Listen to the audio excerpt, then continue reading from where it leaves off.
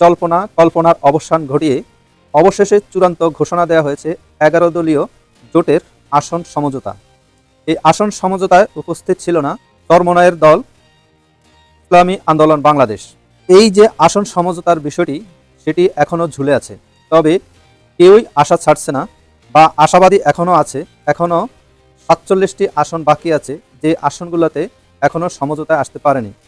চরমোনাইয়ের দল ইসলামী আন্দোলন বাংলাদেশ অনেকগুলো আসন দাবি করেছিল, অর্থাৎ 90টি আসন তারা শেষ পর্যন্ত দাবি করেছিল যে তাদেরকে 90টি আসন দেওয়া হোক। কিন্তু বিভিন্ন আলাপ আলোচনার ভিত্তিতে দেখা গেল তাদেরকে 90টি আসন দেওয়া যাচ্ছে না।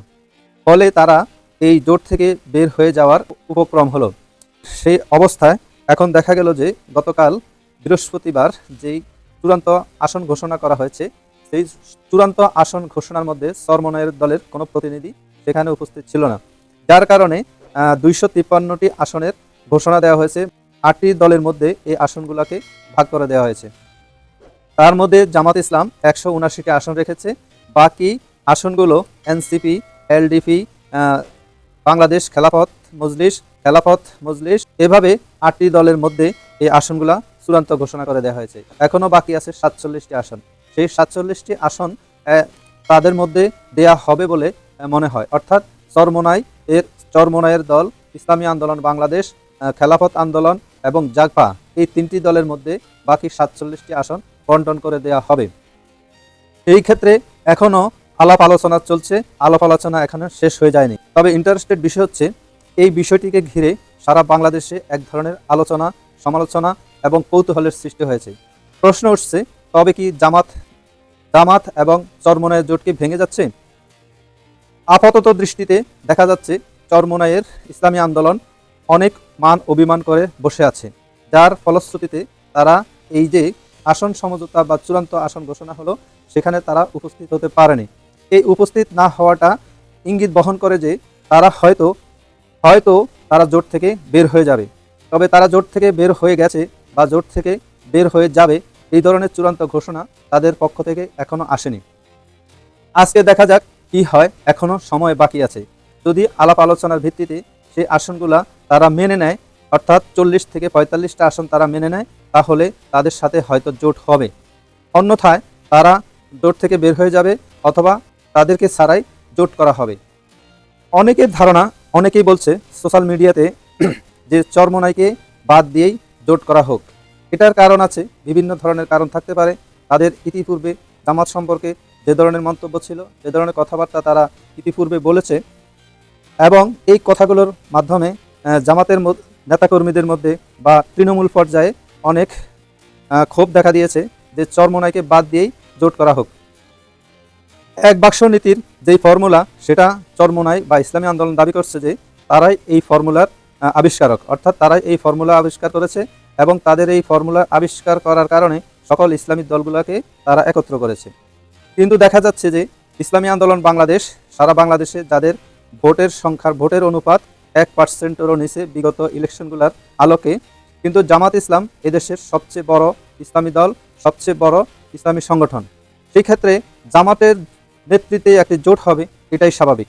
হতে পারে তারা এটার আবিষ্কারক অথবা তারা এই ফর্মুলাটা দিয়েছে, কিন্তু যে কোনো একটি দলকে তো নেতৃত্বে আনতে হবে।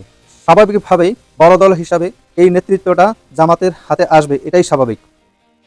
কিন্তু তারা যদি মনে করে তাদের নেতৃত্বে, অর্থাৎ চরমোনাই যদি মনে করে তাদের নেতৃত্বেই এই জোট হয়েছে, তাহলে হতে পারে, কিন্তু নেতৃত্ব তো কাউকে না কাউকে দিতে হবে, এবং নেতৃত্বের পুরো ভাগ যদি তারা দাবি করে বসে, তাহলে সেটা কি যৌক্তিক হবে নাকি অযৌক্তিক হবে সেটা ভেবে দেখার বিষয়।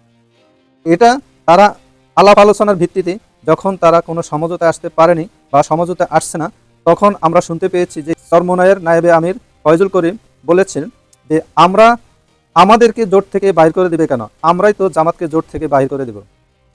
এও বলতে শুনেছি যে জোট করতে আসছেন নাকি ফাইজলামি করতে আসছেন। এভাবে বিভিন্ন ধরনের কথা তাদের মুখ থেকে আমরা ইতিপূর্বে শুনেছি। তারপরেও আমরা আশা করব ইসলামী দলগুলোর মাঝে যেই ঐক্যের একটি প্রক্রিয়া শুরু হয়েছে, শুরু থেকে এখনও আছে, সেটা যেন ভেঙে না যায়। সকল ইসলামী দল ঐক্যবদ্ধ হয়ে এক বাক্স নীতিতে নির্বাচন করবে এবং ভালো একটা ফলাফল নিয়ে সরকার গঠন করবে, এটাই স্বাভাবিক এবং এটাই হোক, আমরা সবাই প্রত্যাশা করি। কিন্তু জামাত ইসলাম একটি বড় সংগঠন, তাদের সর্বত্র যে সাংগঠনিক অবস্থা আছে চরমোনাইয়ের চেয়ে কয়েক গুণ বেশি। এখন চরমোনাই যদি একা একই নির্বাচন করে সারা বাংলাদেশে একটা সিটও পাওয়ার সম্ভাবনা নেই। যদি পেয়ে থাকে তাহলে হয়তো বরিশাল 2-1টা সিট কম্প্রোমাইজ করে অন্য দলের সাথে কম্প্রোমাইজ করে পেয়েও যেতে পারে, কিন্তু ভোটের অনুপাতে সারা বাংলাদেশ থেকে তারা কোনো সিট পাওয়ার কোনো সম্ভাবনা নেই। কিন্তু বিপরীত দিকে যদি আমরা লক্ষ্য করি যে জামাতের অবস্থান, সেই জামাতের অবস্থান এত বেশি সুদৃঢ় এবং শক্ত অবস্থান, যার অবস্থান চরমোনাইয়ের হাত পাকার চেয়েও অনেক অনেক অনেক গুণ বেশি। জামাত যে সকল আসনে নির্বাচন করবে, প্রার্থী হবে এবং নির্বাচনে লড়বেন, সেই আসনগুলোতে তারা শক্ত অবস্থান নেবেন এবং ওই আসনগুলোতে জয়ী হওয়ার মতো তাদের অ্যাবিলিটি, তাদের সামর্থ্য সব কিছুই আছে। কিন্তু সেই ক্ষেত্রে চরমোনাইয়ের সেটি নেই। এখন যদি চরমোনাই দল থেকে বের হয়ে যায়, জোট থেকে বের হয়ে যায়, তাহলে তারা সারা বাংলাদেশে একটি সিট পাওয়ার সম্ভাবনা নেই। এই জন্য তারা যদি জামাতের সাথে জোট করে এবং 11 দলীয় যেই সমঝোতার হওয়ার কথা, 11 দলীয় যেই সমঝোতা সেটা যদি হয়ে থাকে, তাহলে এতটুকু আশা করা যায় যে তারা অন্তত 15 থেকে 20টি আসন জয়ী হয়ে আসতে পারবে। কারণ হচ্ছে জামাত তাদেরকে 100% ভোট দেবে, কিন্তু জামাতকে যে তারা ভোট দেবে সেটার কোনো গ্যারান্টি নেই। কারণ জামাতকে তারা ভোট দেবে না, ইতিপূর্বে বিভিন্ন ধরনের কথাবার্তা থেকে আমরা বুঝতে পারি। তবুও জোটের স্বার্থে, দলের স্বার্থে এবং ইসলামের স্বার্থে যদি জোট হয়, হতে পারে, এবং তারা যদি এই আসনগুলা অল্প কিছু আসন বা 30, 35, 40টা আসন তারা মেনে নিয়ে জোটে থাকে, তাহলে সেটা তাদের জন্য মঙ্গলকর হবে।